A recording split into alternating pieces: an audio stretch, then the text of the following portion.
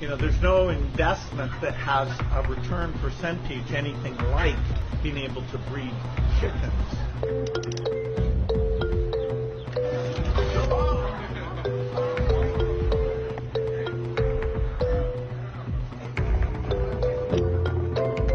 Livestock is really something quite amazing to help lift poverty.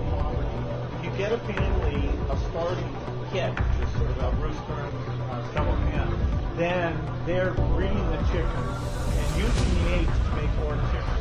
These chickens are multiplying on an ongoing basis. So, there's no investment that has a return percentage anything like being able to breed chickens. It's the classic thing of teaching somebody how to fish. Now, if you don't live near water, then it's pretty hard to fish. But, the parable could have been stated in terms of giving somebody a chicken and showing them how to raise chickens.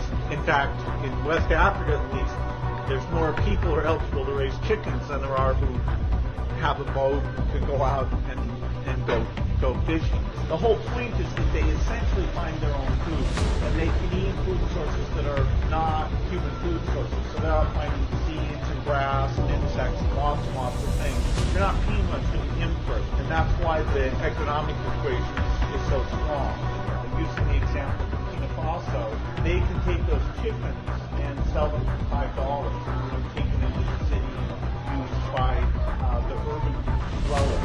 Our goal here is to take them to Africa, where right now only 5% of the households have chickens, and get that up country by country up to about 30%.